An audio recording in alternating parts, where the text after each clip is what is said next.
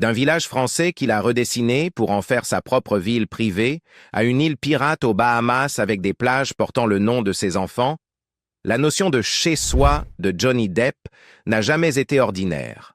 En 2025, même après les batailles judiciaires et les turbulences financières, son univers reste fait de manoirs gothiques, de voitures à plusieurs millions de dollars, de montres rares et d'entrepôts remplis de poupées, de squelettes et de poésie beat écrite à la main. Comment est-il passé du statut d'acteur le plus riche d'Hollywood à celui d'homme presque ruiné, tout en restant entouré d'opulence? Plongeons à l'intérieur de la vie étrange, coûteuse et infiniment fascinante de Johnny Depp. Avant les procès, les dettes et les gros titres accablants, Johnny Depp était le caméléon le plus rentable d'Hollywood. De sa percée dans 21 Jump Street à Edward aux mains d'argent, Donnie Brasco et sa saga à 1 milliard de dollars en tant que Capitaine Jack, Depp a gagné plus de 650 millions de dollars entre 1999 et 2016 seulement. En 2012, le Guinness World Records l'a même nommé acteur le mieux payé au monde avec 75 millions de dollars encaissés en une seule année. Mais derrière ce charme excentrique se cachait un homme mal préparé à la force gravitationnelle d'une richesse immense. Depp ne se contentait pas de dépenser. Il perdait de l'argent à flot. Bien avant sa rupture publique avec Amber Heard, ses dépenses avaient déjà atteint un montant inconcevable de 2 millions de dollars par mois. Ses anciens gestionnaires chez TMG l'ont décrit comme un dépensier d'une ampleur épique. Fidèle à lui-même, Depp a balayé ces accusations d'un rire et a répliqué « C'est insultant de dire que j'ai dépensé 30 000 dollars en vin, parce que c'était bien plus. » En 2025, sa fortune est estimée à un montant plus modeste, mais toujours stupéfiant, de 150 millions de dollars. Et où est passé tout cet argent? Dans des châteaux, des îles, des guitares, des voitures de collection, des Barbie en édition limitée et des collections d'art si étranges qu'elles ne pouvaient appartenir qu'à Johnny Depp. En 2001, Johnny Depp a discrètement acheté un hameau provençal du 19e siècle presque abandonné dans le sud de la France, près de Le Plan-de-la-Tour, à seulement 25 km de Saint-Tropez. Le domaine de 37 acres, composé à l'origine de bâtiments en pierre délabrée, a été acquis pour une somme non divulguée et a fait l'objet d'une transformation complète dirigée par Depp lui-même. Sur plusieurs années, l'acteur aurait dépensé plus de 10 millions de dollars pour restaurer et convertir le village en un refuge privé et habitable. La propriété comprend plus d'une douzaine de structures, une maison principale, 6 cottages pour invités, un restaurant privé nommé Chez Marceline, une cave à vin inspirée des films Pirates des Caraïbes, un skatepark, 2 piscines, une salle de sport entièrement équipée, un atelier d'art et une église restaurée servant désormais de maison d'amis. Chaque bâtiment a été conçu pour préserver l'architecture originale du 19e siècle tout en intégrant l'esthétique très personnelle de Depp, un style bohème rustique aux fortes nuances gothiques. Les intérieurs présentent des antiquités soigneusement sélectionnées, des fresques peintes et du mobilier récupéré. Certaines structures ont volontairement conservé des imperfections visibles afin de préserver leur caractère historique. Depp a fréquenté ce village pendant des années avec sa compagne de l'époque, Vanessa Paradis, et leurs enfants, Lily Rose et Jack. C'est devenu son sanctuaire européen. En 2015, Depp a mis le domaine en vente pour environ 63 millions de dollars avant de le remettre sur le marché à 55,5 millions en 2021. En 2025, le village reste invendu et demeure la propriété de Depp. Son exploitation et son entretien nécessitent une équipe permanente dédiée, comprenant des jardiniers, du personnel de sécurité et des équipes de ménage. En 2004, au sommet de sa gloire grâce à Pirates des Caraïbes, Johnny Depp a acheté Little Halls Pond Cay, une île privée de 45 acres dans l'archipel des Exumas aux Bahamas, pour 3,6 millions de dollars. L'île, que Depp a découverte lors d'un tournage, offre des plages de sable blanc immaculé, un lagon et d'importants récifs coralliens. Depp y a fait construire un complexe fonctionnant à l'énergie solaire, comprenant une résidence principale de style ranch, une maison de plage, une maison ronde pour invités et une yourte de 2 chambres. L'île compte 5 plages nommées Lily Rose Beach et Jack Beach en l'honneur de ses enfants, Paradis Beach d'après Vanessa Paradis, Gonzo Beach en hommage à Hunter S. Thompson et Brando Beach en référence à Marlon Brando, son mentor. Accessible uniquement par avion privé et par bateau, l'île n'est pas qu'un lieu de villégiature, mais un refuge entièrement autosuffisant.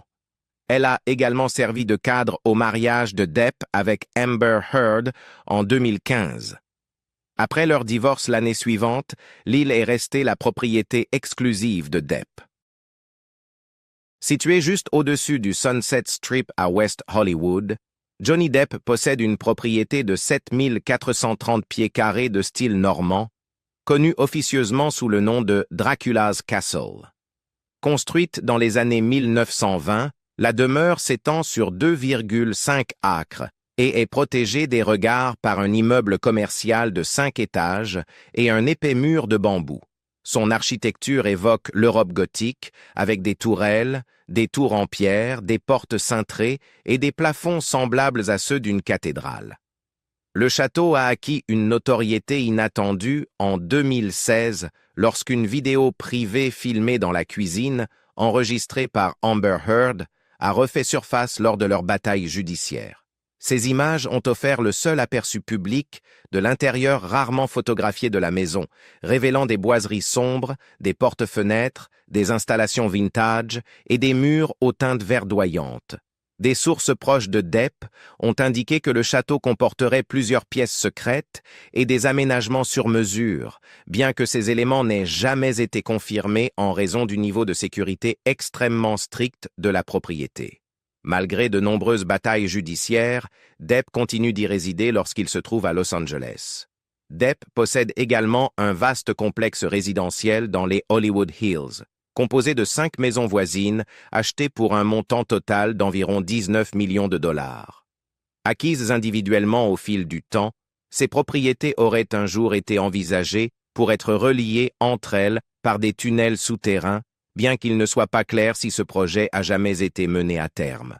Ensemble, les maisons offrent de nombreux espaces de stationnement, des extérieurs paysagers, des piscines et des logements destinés à la famille, aux amis et au personnel de passage.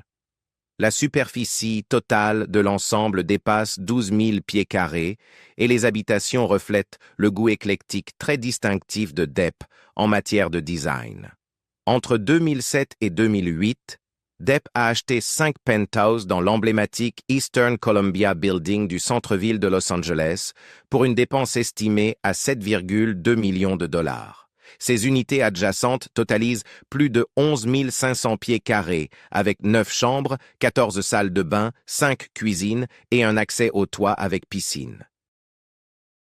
L'un des appartements aurait servi d'atelier d'art personnel à Depp, tandis qu'un autre faisait office de suite pour invités. Il a décoré ses espaces avec un mélange de mobilier ancien et d'art moderne. Durant sa relation avec Heard, ils occupaient ensemble ses penthouses et une partie de leur conflit public s'est déroulée entre ces murs. Depp a ensuite vendu 2 des 5 unités pour un montant cumulé de 12,78 millions de dollars, tout en conservant la propriété d'au moins l'une d'entre elles. En 2014, Depp a élargi son portefeuille à la campagne britannique avec l'achat d'un domaine de 820 acres dans le Somerset, pour un montant estimé à 2,5 millions de dollars, suivi de près de 5 millions supplémentaires consacrés aux rénovations.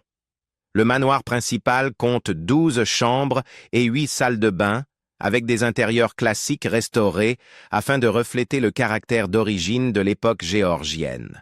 Le domaine comprend de vastes écuries, des jardins soigneusement entretenus, un studio d'enregistrement et plusieurs dépendances.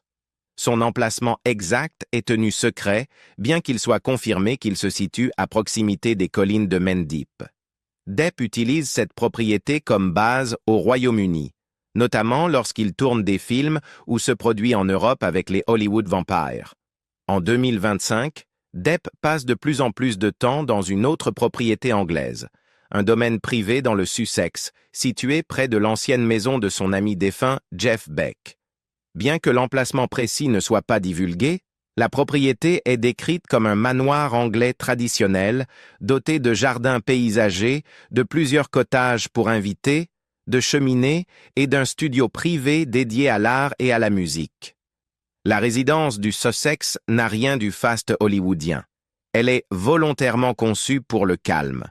Il n'y a pas de clôture de sécurité visible, seulement des haies naturelles et des allées privées. C'est là que Depp écrirait, composerait de la musique et vivrait dans une quasi-totale discrétion. Ses proches la décrivent comme ce qui se rapproche le plus d'une vie normale dans l'ensemble de son patrimoine immobilier. En 2025, le parc immobilier de Johnny Depp, bien que réduit par rapport au sommet de sa fortune, reflète toujours un univers profondément personnel fait de créativité, d'intimité et d'excès. Chaque demeure, qu'il s'agisse d'un village reconverti, d'un château médiéval ou d'une île baignée de soleil, incarne une facette de son identité, isolée, romantique, excentrique et richement complexe. Malgré ses difficultés financières et ses controverses judiciaires, Depp conserve la propriété du village français, du domaine des Hollywood Hills, du manoir du Somerset et de l'île aux Bahamas, en maintenant des équipes de personnel et de sécurité à plein temps sur chacun de ses sites. Ses propriétés continuent de lui coûter des millions chaque année. Mais pour Johnny Depp, le prix de la confidentialité, de l'imagination et de l'évasion n'a jamais été bon marché. Derrière les grilles des résidences de Johnny Depp se cache une collection automobile privée estimée à plus de 5 millions de dollars, constituée au fil de décennies d'acquisitions haut de gamme. À un moment donné, Depp possédait jusqu'à 45 véhicules, comprenant des muscle-cars américains vintage, des berlines ultra luxueuses, de rares voitures de sport européennes et des modèles en édition limitée hautement personnalisés. La majorité de ces véhicules est répartie entre ses différentes propriétés, la plupart étant stockés dans son complexe multimaison des Hollywood Hills. Plusieurs véhicules se distinguent par leur valeur et leur exclusivité. Sa Ferrari 488 Spider, estimée à environ 300 000 $, représente l'une des entrées les plus récentes et les plus performantes de la collection. Sa Rolls-Royce Wraith, réputée pour son exclusivité et sa finition artisanale, affiche généralement un prix de 350 000 $ ou plus selon le niveau de personnalisation, lequel, dans le cas de Depp, inclut probablement des finitions intérieures haut de gamme. Une autre pièce majeure de la collection est la Mercedes Maybach S650 Cabriolet, un modèle rare dont seulement 300 exemplaires ont été produits dans le monde. Ces voitures ont conservé une forte valeur de revente, se situant actuellement autour de 500 000 $, en particulier lorsqu'elles ont appartenu à des célébrités. Sa Lamborghini Aventador, supercar emblématique, ajoute encore entre 400 000 et 500 000 $ à l'ensemble. Depp possède également plusieurs véhicules de collection, comme une Porsche 911 Carrera S, largement considérée comme l'une des 911 refroidies par air les plus recherchées, avec une valeur moyenne comprise entre 150 000 et 200 000 $. Son Lincoln Navigator, son Range Rover Autobiography et d'autres SUV contribuent chacun à hauteur d'environ 100 000 $ à la collection, offrant des moyens de transport pratiques entre ses propriétés et les lieux de tournage. Le véhicule le plus significatif sur le plan personnel reste sans doute sa Chevrolet Nova de 1969, non pour son prix, environ 40 000 $ sur le marché actuel, mais pour son rôle dans les débuts difficiles de Depp, lorsqu'il aurait vécu dans cette voiture pendant ses années de musicien en galère. Bien que modeste en valeur, cette voiture demeure dans son garage comme une pièce hautement symbolique. La collection ne se limite pas à un simple moyen de transport. Chaque voiture reflète une période de la vie de Depp, et beaucoup ont pris de la valeur grâce à la rareté des modèles et à leur provenance liée à sa célébrité. À elles seules, les dépenses cumulées d'assurance et d'entretien pour l'ensemble de la flotte sont estimées à plusieurs centaines de milliers de dollars par an.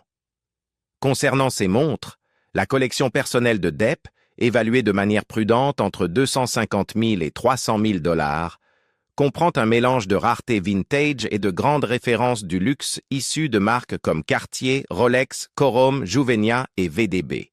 Il ne s'agit pas de simples accessoires, mais de véritables artefacts de son parcours personnel et professionnel. On le voit fréquemment porter la Cartier Ballon Bleu, d'une valeur d'environ 6 000 à 7 500 dollars, souvent associée à des bagues en argent et des perles de turquoise. Une autre pièce favorite est la Cartier Tank cintrée Dual Time, un modèle beaucoup plus rare permettant d'afficher 2 fuseaux horaires. Très recherchées par les collectionneurs, ces montres s'échangent entre 15 000 et 20 000 dollars, voire davantage selon leur état. Depp possède au moins 2 montres Corom Bubble à cadran pirate, parfaitement en phase avec son héritage pirate des Caraïbes, chacune étant généralement estimée entre 3 000 et 5 000 dollars. Sa Juvenia Architect, portée en couverture de Esquire en 2008, reste une pièce vintage très convoitée sur le marché secondaire où elle peut atteindre jusqu'à 6 000 dollars. Il a également été photographié portant une Rolex Submariner, une montre sportive classique dont la valeur actuelle se situe entre 10 000 et 12 000 dollars selon le modèle et l'année. Autre pièce remarquable, sa montre VDB personnalisée, gravée des prénoms de ses enfants et probablement réalisée sur commande. Ces créations sur mesure sont rares et dépassent vraisemblablement les 20 000 dollars. La collection de montres de Depp, sans être la plus extravagante d'Hollywood, révèle une profonde affinité pour l'artisanat, l'héritage et la valeur émotionnelle. Beaucoup de ces montres sont associées à des films précis, des voyages ou des événements marquants de sa vie. À l'image de sa collection automobile, elle constitue un portrait de goût personnel, façonné par le temps, la mémoire et l'argent. Les collections personnelles de Johnny Depp vont bien au-delà du luxe. Ses possessions privées, réparties entre plusieurs domaines et au moins une douzaine d'entrepôts de stockage externes, représentent une archive multimillionnaire d'objets rares, obscurs et extrêmement spécifiques, révélant l'obsession de l'acteur pour l'art, la culture populaire et les artefacts historiques. Là où de nombreuses célébrités investissent discrètement dans l'art ou la joaillerie, Depp collectionne des objets que l'on voit rarement dans des portefeuilles d'investissement traditionnels. L'un des aspects les plus inattendus de ses collections est son vaste ensemble de poupées Barbie, initialement constitué lorsqu'il jouait avec sa fille Lily Rose durant son enfance. Plutôt que de les donner ou de s'en séparer une fois cette période passée, Depp a commencé à acquérir pour lui-même des Barbie en édition limitée et à thème célébrité. La collection comprend des coffrets rares, comme l'édition Destiny's Child avec Beyoncé, ainsi que des poupées à l'effigie d'Elvis Presley, de Donny et Marie Osmond, de la distribution de High School Musical et même de personnages fictifs issus de franchises Disney. Ce qui distingue la collection de Barbie de Depp, c'est la personnalisation de certaines poupées. Il est connu pour en avoir modifié ou accessoirisé certaines afin de refléter des événements réels ou des scandales médiatiques. Un exemple particulièrement célèbre, rapporté par plusieurs sources proches, est celui d'une Barbie Lindsay Lohan, équipée d'un bracelet électronique miniature d'assignation à résidence créé durant les démêlés judiciaires de l'actrice au début des années 2010. Ces modifications pleines d'ironie ne sont pas destinées à être exposées publiquement, mais traduisent la fascination de Depp pour la célébrité, la dérision et le récit. Au-delà des jouets, Depp possède de nombreux squelettes d'animaux et pièces de taxidermie, souvent exposés dans ses ateliers d'art privés et ses résidences d'invités. Cela inclut des présentations anatomiques anciennes, autrefois utilisées dans des écoles de médecine européennes, ainsi que de rares insectes naturalisés conservés dans des vitrines de qualité muséale. Il ne s'agit pas de simples curiosités, Ce sont des objets de valeur, souvent acquis lors de ventes spécialisées en sciences anciennes ou auprès de collectionneurs experts, avec des pièces individuelles allant de 5 000 à plus de 50 000 $ selon leur rareté et leur provenance. Depp entretient également une importante collection de cuillères et de couverts en argent ancien, principalement issus de l'Europe des XVIIIe et XIXe siècles. Nombre d'entre eux sont monogrammés ou proviennent d'anciennes familles nobles et certains auraient été achetés lors de ventes prestigieuses à Paris et à Londres. Bien que ces objets puissent sembler ordinaires, l'argenterie ancienne de haute qualité constitue un marché de niche mais lucratif, avec des services complets atteignant parfois des montants à 6 chiffres dans les maisons de vente aux enchères. Ces collections littéraires figurent parmi les plus précieuses et les plus personnelles. Depp est un admirateur de longue date de la Beat Generation et possède plusieurs manuscrits originaux et éditions originales de Jack Kerouac, Allen Ginsberg et William S. Burroughs. Grand amateur de Sur la route, Depp a un temps tenté de produire un biopic sur la vie de Kerouac et a accumulé de multiples éditions signées, des épreuves annotées et des correspondances inédites. À elles seules, ces pièces sont estimées à bien plus de 500 000 $, d'autant que le marché de la littérature beat continue de progresser. La collection de souvenirs hollywoodiens de Depp est tout aussi vaste et éclectique. Il possède plusieurs objets ayant appartenu à Marilyn Monroe, notamment une brosse à cheveux vintage et, selon certaines sources, une note manuscrite acquise lors d'une vente privée. Des objets liés à Marlon Brando, son ami et mentor, font également partie de cet ensemble, parmi lesquels des accessoires utilisés à l'écran, des lettres personnelles et des photographies dédicacées. Certaines pièces lui ont été offertes directement par Brando. D'autres ont été acquises après sa mort, via sa succession. Ensemble, ces objets constituent un véritable musée privé dédié à la culture des célébrités du XXe siècle. En raison du volume considérable de ses collections, Depp serait contraint d'assurer l'entretien d'au moins 12 vastes unités de stockage climatisées réparties entre Los Angeles, Londres et Paris. Ces installations comprendraient, selon les rumeurs, des systèmes de conservation de niveau archivistique, des coffres de sécurité et des équipes privées chargées du catalogage et de la gestion des inventaires.